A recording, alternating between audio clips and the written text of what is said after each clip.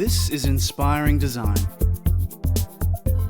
where unique innovators come together to share their knowledge, share their insight, and keep us up to date with the latest industry trends. And here's your host, Roshan Senanayake.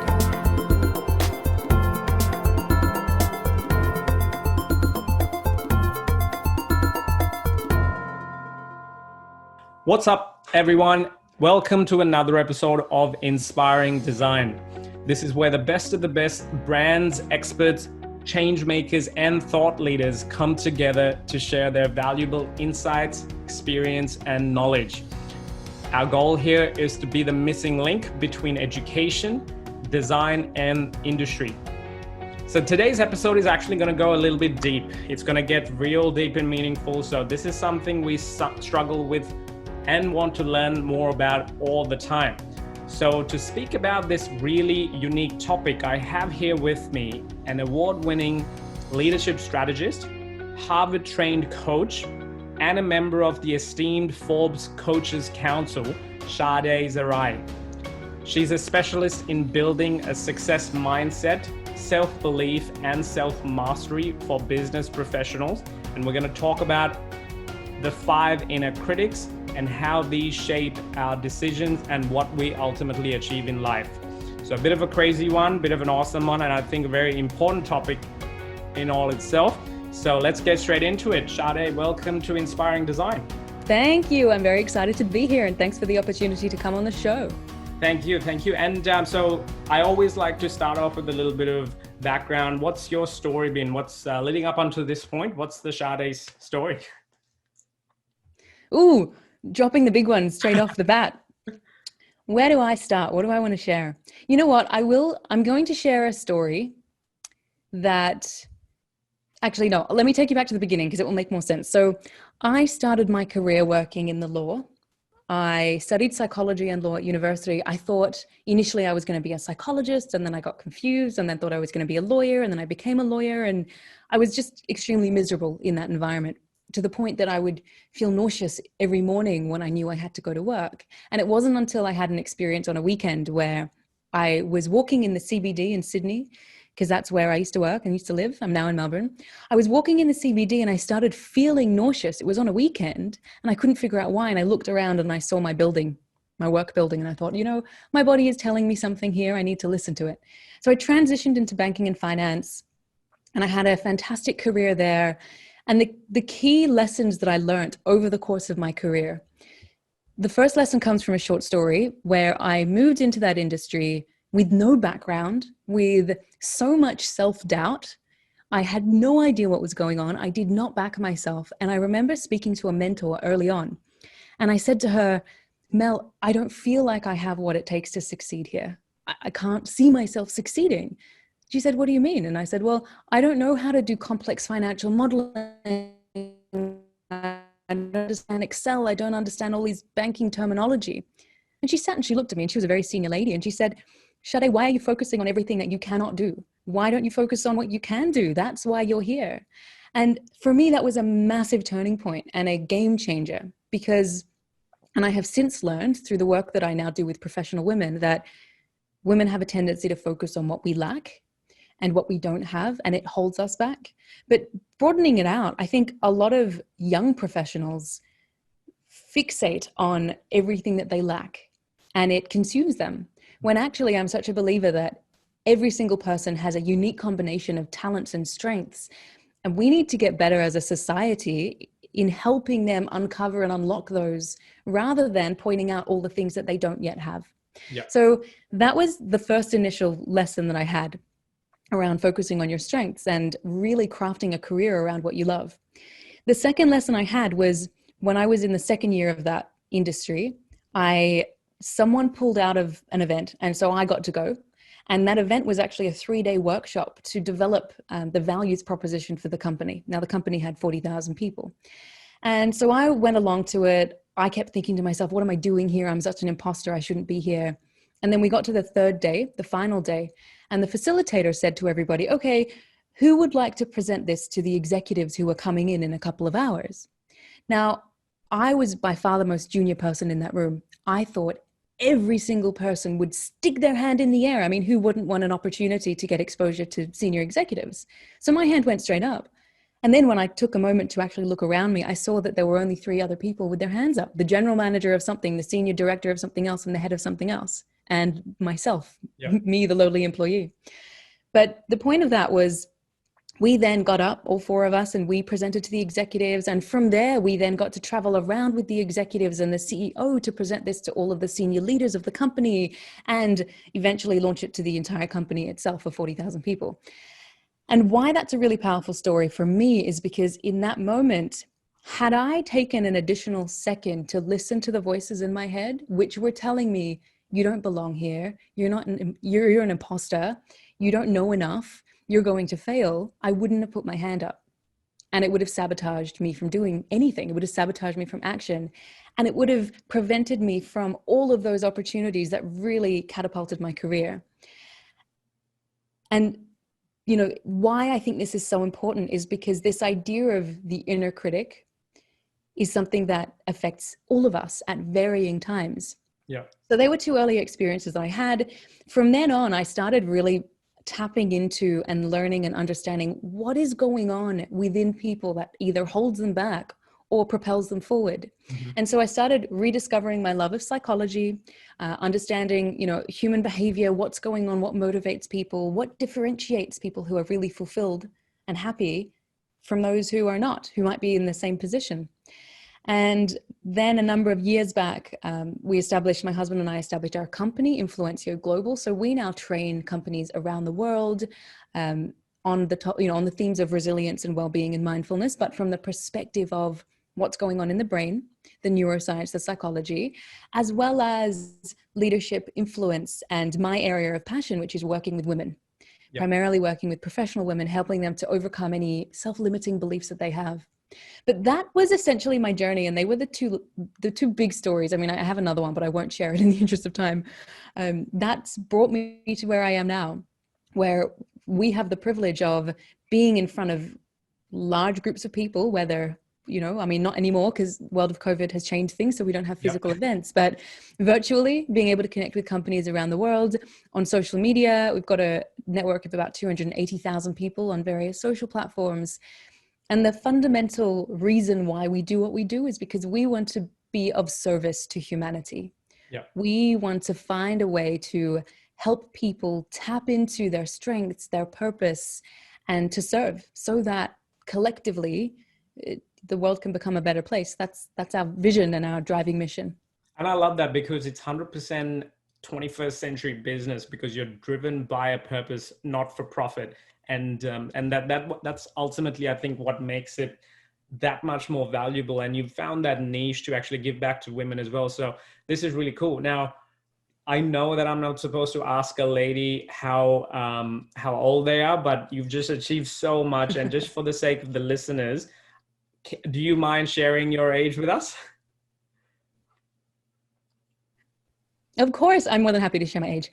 So I'm 32 this year. Love that. And it's interesting because I think about my journey, and sometimes I feel like I wish I knew earlier that I could be doing what I'm doing now. I love this so much. This is absolutely my passion and my purpose.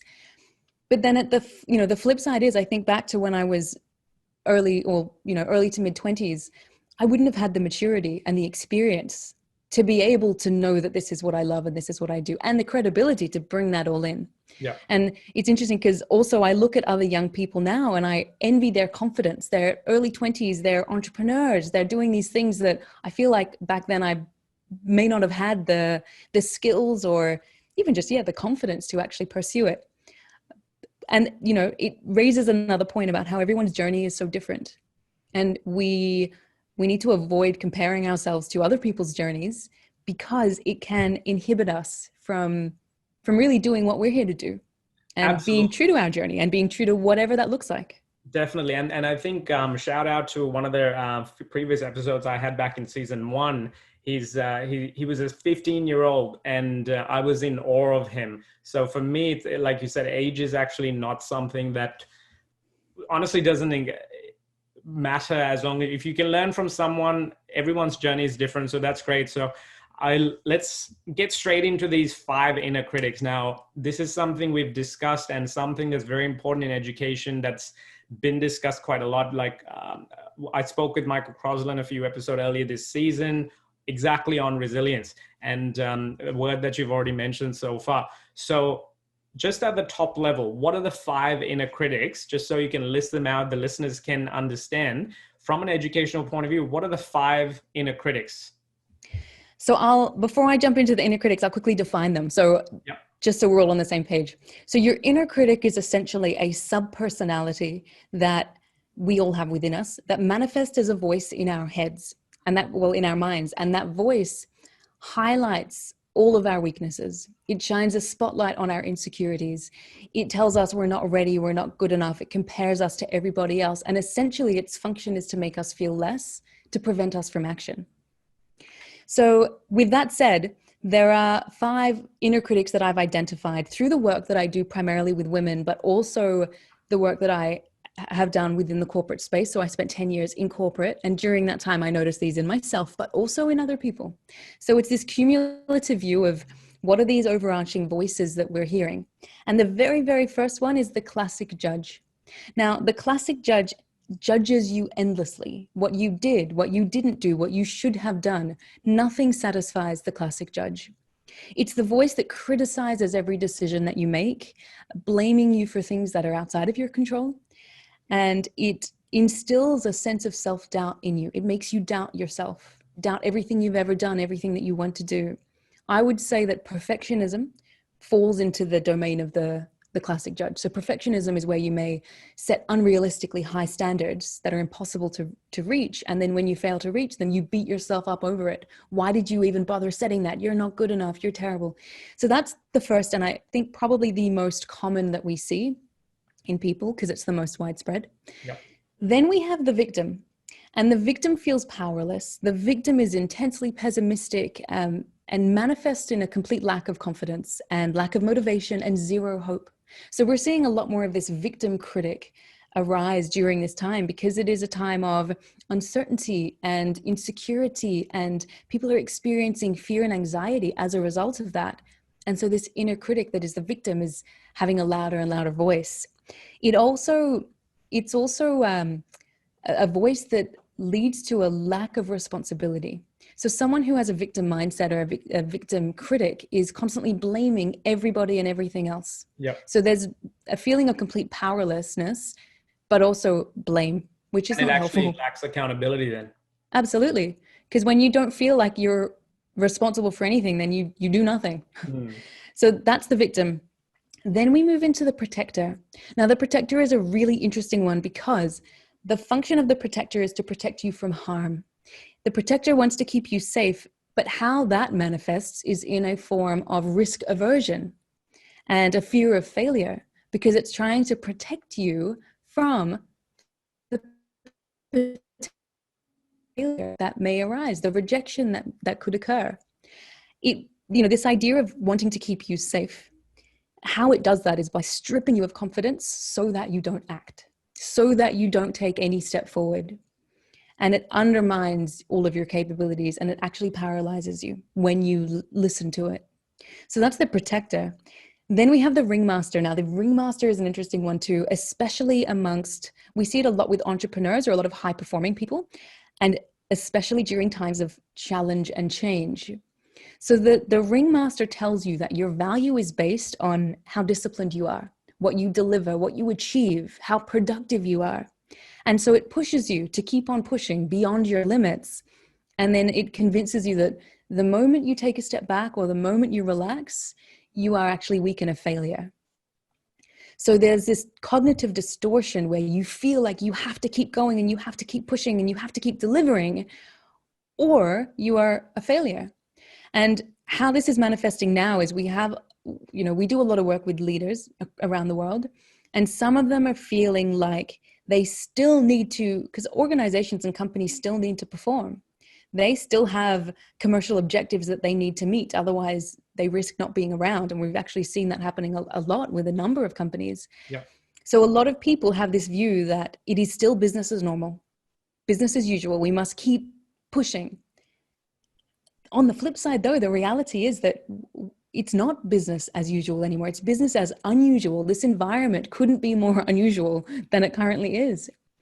Expectations need to change. Mindsets need to change. And fundamentally, it comes down to how, what support are we giving people so that they feel comfortable to speak up, so that they're also being compassionate with themselves if they're not pushing all the time. Because pushing all the time can lead to burnout. Yeah. Absolutely can lead to burnout. So that's number 4, the ringmaster. And then number 5, the neglector. The neglector tells you that everyone else's needs are more important than your own. Mm-hmm. It reminds you that you're not worthy of care, you're not worthy of investment, and therefore you need to just make sure everyone else around you is happy and okay, and that's it. Don't invest in yourself. Don't give yourself any time. What I find is that the neglector trait is much more common in women, and much more common in women who take on carer responsibilities, whether that's for their own children or they're looking after other loved ones. It's also very much a social stereotype that women are the nurturers, they're caring, they're communal. And some women resonate with that, but some women don't. Yeah. And so this is the danger of stereotypes and stereotype threat. But they're essentially the 5 overarching critics that, if you think back to the last time you didn't take action or you held yourself back, you can start to think, okay, well, which of these critics was speaking to me and which one did I listen to? And it gives you an insight into what may have led to a certain outcome or what may have just completely held you back from action. Yeah, and I think this is, I'm loving everything that you're dropping here. And I was thinking that the neglected would be real best friends with the victim, I feel like. And this is something that I've always studied about and understand how the physiological reactions happen when, for example, you're actually motivated versus when you're feeling like the victim, versus when you're in the neglector. Have you had a chance to look at what type of biological chemistry happens with each type of person? Is that something that you've looked at? Yeah, not to the depth of each individual, because a lot of them do cross over, but I'll share some of it with you because it's fascinating. I think this is where it gets really interesting. Yeah. So the very, very first part that I'll take you through is this idea of cognitive appraisal. Cognitive appraisal basically just refers to how you perceive the world around you. So it's the mental process that you go through to make sense of what's happening to you. Another way you could refer to it is your interpretation of what's happening. Mm-hmm. A lot of people who are, for example, in the victim mindset, they have a crisis appraisal where they will view change as a crisis, like what's currently happening right now. And when they cognitively appraise a situation as a crisis, their body physiologically responds to that. So the very first thing is you have a drop in energy, you have an increase in cortisol and noradrenaline. Now, when noradrenaline is released, what happens is we have this smooth muscle that lines our blood vessels. Mm-hmm. That vasoconstricts, which means, as you can imagine, you're getting less blood through to the muscles and tissues that need it, less oxygen going to the muscles and tissues that need it. Mm-hmm. When you have less oxygenated blood flowing around your body, your prefrontal cortex is not getting the oxygen that it needs to think with rationality and logic. You feel sapped of energy because you're focusing on things that are outside of your control, and it sabotages your performance.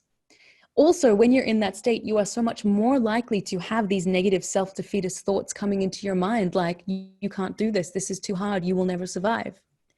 So that's when you appraise something as a crisis. And the reason for that is when you look at evolutionary psychology, it's triggering the fight or flight response within your body. The amygdala is that part of the limbic part of the brain. It's like a little almond shape. It perceives a threat and it activates what you need for fight or flight. But when you're trying to just get on with life, this state is not healthy. In fact, it can lead to all sorts of health complications in the long run if you're in a constant state of arousal, but the negative kind, with cortisol and feeling anxious. And we're seeing that a lot, where people are actually experiencing the negative side effects of the increase of these hormones. Yeah. So that's the one side. So then what's the flip side? The flip side is something called an opportunity appraisal. So when you cognitively appraise something as an opportunity rather than a crisis, instead of noradrenaline pumping around your body, you actually get adrenaline. So that smooth muscle I was talking about, instead of vasoconstricting and reducing blood flow, it actually dilates. Not only that, your lungs, your ventricles in your lungs dilate. You get more oxygen in, more oxygenated blood flowing around, more oxygen to your prefrontal cortex. You are more alert, you are more motivated, you have more persistence, you can think more clearly, you're more creative. And naturally, how do you think you then show up? You've got the confidence, you can push through, you can come up with the ideas that you need. And so this is the beautiful thing about how our state and our, our emotional state, our physical state impacts our thoughts and our mental state. But in the same way, it works the other way around as well. Our thoughts can actually impact our emotional state. And there's this fascinating research that's been done recently at Georgetown University where they found that negative thoughts are 4 to 7 times more powerful than positive thoughts. Wow. 4 to 7 times more powerful. However, there's more to that research where they found that if you verbalize positive thoughts, that's 10 times more powerful than keeping it in your head. Yeah. So the beauty here is that what this is teaching us is the value that comes from being aware of what we are saying, what we're articulating. And this could be on the side of affirmations. What kind of positive affirmations or self-affirming statements are you repeating out loud? Mm-hmm. We hear a lot about positive affirmations, say them in your head. But until you understand the science behind it, it's easy to just think it's fluff. So verbalizing and vocalizing is so important, but also then being aware of who is in our inner circle, who are we spending time with in our lives, whether that's our colleagues, whether that's our friends, whether that's our families, and what are they saying?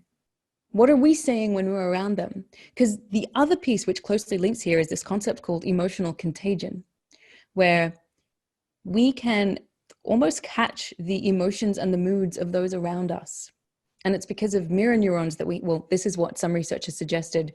We have mirror neurons within our brain, and we interpret what other people are experiencing, what their emotion is, what their mood is, and our mirror neurons will essentially mirror that and reflect it and mimic it. Yep. And so subconsciously, unintentionally, we end up taking on their emotional state without even being consciously aware of what's actually happening. Yeah. So all of this plays in because when you're listening to any one of these critics, you will look for information that confirms whatever it is that you believe in your mind. Mm-hmm. It's, confirmation bias, where we tend to focus on whatever confirms our belief and ignore everything else. Yeah. Another concept is called selective attention, where we only pay attention to stuff that reinforces what we believe. And then there's another term called self-verification. It's a theory of self-verification where we want the world around us to reflect what we believe. And so we will set up a self-fulfilling prophecy within ourselves and how we show up and how we act to reinforce whatever is in our mind. Yeah. This is why it's so important to be aware of what are you listening to? What are you giving airtime in your mind? Because you unintentionally will create that in your environment around you based on who you spend time with, who you align with, what you do, how you show up, and ultimately how you perform. And then the world responds to you based on that. Yeah.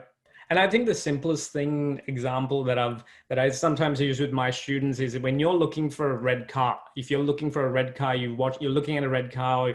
Every time you get on the road, you're seeing red cars everywhere, different shapes, different types. You're noticing even the red bus, but I guess red buses aren't even a thing these days. But all of a sudden, if someone asks you, have you seen that white car that just drove past? Your brain has completely missed it. Even if you've seen it and your eyes have actually looked at it, it's just not registered. So I'm loving that. And this is also why I think it's very important to drive back and link it to educators, as teachers, as coaches. You actually have to believe in what you're doing so that your students can exactly mirror and build off that passion, connect with you on that body language level. This is something we were talking about just earlier today with one of the lecturers. Was we're struggling when we can't be in the same room with the students because we can't actually have that connection on an online virtual sense. So I know we're going off on tangent a little bit, but how do you overcome that on a virtual setting? Because it's a big problem in education right now. I can imagine it would be. And my hat goes off to educators everywhere navigating this time. This is not something that you would have learned how to do when you were studying, or something that we've never been here before. It's such a new and novel environment for us. One thing that really helps, because naturally when you're on a screen, it's a very different experience. The other thing that we're actually finding is also what happens is when we're interacting with someone physically, we're picking up on social cues based on their facial expression, based on their body language. And this is all without us really being consciously aware of it. When we're looking at someone on a screen, our brain is trying to do the same thing. And it's much more difficult and it's exhausting. And this is why after a couple of hours on a Zoom call or, on a virtual meeting, you're exhausted, whereas you could have spent the whole day out educating people or doing, and you would have been fine. It's because we're just not used to this, and our brains are on overdrive trying to make sense of what's happening. Yeah. So as educators, I think, one part of it that I always say is awareness is really important. Not only your awareness, but actually communicating it to your students, explaining to them this idea of this biofeedback loop that we have, this behavioral feedback loop where you tell them, if you're sitting watching a lecture, watching a webinar, whatever it is, if you're sitting with your body slumped and you're looking as if you're not engaged, you are reinforcing to yourself that you are not engaged. But if you sit upright, if you engage with what you're watching, if you nod when you agree, as you would when you're actually with someone in person, you're reinforcing a certain state, which then results in neurochemicals being released in your brain because of certain triggers, and it makes you feel more engaged. So there's little things that we can do by way of educating other people about how their actions shape how they feel and how they show up. So that's one part. But the other part is probably around, if even telling them this idea around Zoom fatigue, where one of the reasons why you might be feeling exhausted is because we're not used to being behind screens. We're social creatures, and it's normal to feel that way. So the openness is really important. Probably even, I would say, there's something called the pratfall effect, which is a concept in psych where people like you more. They find you more relatable, more approachable when you actually make a mistake or when you demonstrate some element of vulnerability. So as an educator, it might help to actually be really honest with your students and say, this is a challenge, and I've noticed there's a lot less engagement and a lot less of this, and this is not happening. And we need to all acknowledge that. And it's tough for me, and it's tough for you. So being really open and transparent about these things. Being on the same boat. Absolutely. Absolutely. Because it's a struggle for everybody in some way or another. And so when you can just be really honest and real about that, it almost gives other people the permission to also be honest and real with what they're experiencing as well. Yeah. No, I'm loving everything. This is great. And so do you have actionable advice that if you were a teacher that they can carry out, because it's after this unusual time period, what's going to happen is education is going to turn into what's called a blended learning attribute. So it'll be a mix of online, virtual, might be a completely virtual classroom in one setting, and then all of a sudden you might have to go into a workshop and present in front of your whole cohort. So do you have advice on how teachers can navigate this, prepare themselves? How do they actually be able to maneuver themselves? I feel like based on everything you've said, self-awareness is going to play a huge role in this. But what are your thoughts? What's your advice for them? Yeah, it's a really great question and a tough one because we've never had to be in that environment. But absolutely self-awareness, acknowledging or preempting what challenges there might be, but also, again, being really upfront with students about the potential challenges and how, look, this may not work, it may not go smoothly, but we need everyone on board. When you position it, and I mean, the same thing applies with leaders of companies. People will look to the leader, people look to the educator for the guidance and steer the ship. So when you can be really upfront with people about the fact that we've never done this before, we're trying, we're learning, but we are all in this together, it gives people a sense of ownership and a greater sense of feeling like they're part of something rather than just along for the ride. So that's one thing, just being open and honest and sharing that. Let's see how we go and let's be open with our feedback. That's one element. The awareness piece is definitely important. for themselves as well. I imagine for educators, it's so important to make sure that you're okay, that you're looking after your physiological well-being, your mental health, your emotional health, because it's a tough time. And I don't know how much support you would all be getting. So making sure that you can be your best requires self-care, requires self-compassion, requires taking time to build yourself up so that when you're in front of your students, you can be your absolute best, so that you can be that positive source of energy and they can feel that through emotional contagion. Absolutely. I think it is that unknown, and that's what's scaring a lot of people as well. So you got to take that extra little bit of time for yourself, develop those skills for yourself and support it with whatever tools you have. So valuable advice. Now, the other side of the coin when it comes to education is obviously the student, and we've touched on it a little bit as well. So what's your advice for them? Because obviously they're in an era where technology that's all they know. Most of the kids nowadays don't know a world without Facebook. Now, given our age, we've actually experienced both. So there's this clash between students and teachers who are technology evangelists. They're natives, they're digital natives, but at the same time, they're now having to experience these things with a clash, with mismatch of skills. What's your advice for them, especially, I reckon, in terms of how they can interact with their teachers, how they can approach this, but at the same time be aware of the damage it can do to them if they're not aware of the repercussions long term? Do you have any advice for students going through this weird learning phase that we're experiencing right now?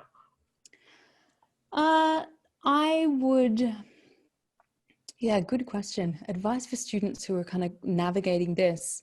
Look, I would say that this is, again, using that idea of cognitive appraisal, sure, you could look at this as a terrible time in education and my education is being destroyed because I'm not able to be face-to-face, You can view it as a crisis, of course, if you choose to, but that would probably be one of your inner critics speaking up, maybe the victim. Or you can view it as an amazing opportunity to learn in a way that generations before you haven't, and you can ask yourself, how can I learn? How can I learn about how I learn? How can I learn about what works best for me? Because these are all going to be fantastic personal insights for you as a student now, as you then emerge beyond your studies and start to find your meaning in this world. Everything in life is an opportunity to learn and to grow, even the challenging times. In fact, I would say more so the challenging times. We get tested to I'm such a believer that we never get tested beyond our capacity. And the tests that we have in life, the challenges that we have, are really to just see who do we turn to? What do we turn to? What do we do? How do we grow from this? Or do we stay stuck as a victim? So it's, again, I would reinforce, it's very much about the mindset that you choose to have. At the same time, though, you want to feel empowered to seek support if you need it. If you're finding that it's a struggle because you need more interaction, you need more connection, see if there's someone you can call. See if you can call someone else from your class afterwards for a debrief. Be proactive, because again, the skill that comes from proactivity and resourcefulness, that will set you up for the rest of your life. So you can almost view this as a bit of a, an opportunity for you to get this fast-tracked life skills piece. But it comes down to how you're viewing it and how you're turning up each and every day, because how you turn up will impact how much you absorb, which impacts how much you learn, and it impacts whether you're actually investing the time in the right ways or just wasting it. And I think that's where the resilience comes in, and choosing to see the positive, the silver lining perspective, and really embracing that. So then that will in turn develop resilience. And while you were listing off the different types of 5 critics, something that came to my mind was the difference between, vertical learning and horizontal learning. And most of the education system now is actually designed towards Industry 3.0, which is 100% horizontal learning, where we need to acquire these skill sets for production purposes. Whereas we then completely neglect vertical learning, which is all of these things like resiliency, self-awareness, and understanding how these different critics work, being able to recognize these emotions, while they're happening, being able to, all these life skills, essentially they're life skills. And so this is great. This is awesome. And I'm aware of time. So do you have any advice and a call to action for anyone listening in, whether they're teachers, students, or even professionals? Yeah, well, actually, what I'd like to end on super quickly is actually once you identify, like going back to the idea of inner critic, because it's such a relevant theme for right now. Once you identify what critic is speaking to you and what they're actually saying, you want to, almost write it down. What is this voice telling me? Because you want to disassociate from it. It's not you saying that to yourself. It's actually some sub-personality. Yeah. And when you can disassociate, it makes it much easier to actually overcome it. So first step, disassociate from that voice. You are not that voice. Secondly, ask, what is it trying to protect me from? Is it a fear of failure? Is it a fear of rejection? What's happening here? Get really clear on that. Look at the evidence. You want to then examine the evidence. What this means is this critic telling the truth? Objectively, are they telling the truth, or are they just trying to convince me of something which isn't correct? Yeah. And generally, that's what they're trying to do. Mm-hmm. Then you want to break the cycle. This is where we talk about cognitive appraisal. How are you appraising the situation? How can you shift your thoughts to something else? So this is called cognitive shifting. What you can do is ask yourself, how can I learn here? How can I grow? What can I do differently next time? What is within my control? And then the final step, you want to actually respond to that critic. You want to tell it, look, I hear you. I see you. I know you're there. I know you're trying to protect me from this, but I don't need your help because I am confident. I am capable. I am resilient. I will seek the support that I need.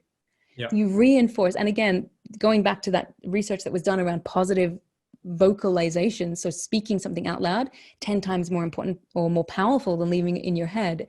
So actually verbalize that. So yeah, look, the call to action would be aware that this is a challenging time. Practice self-compassion. Don't be too hard on yourself.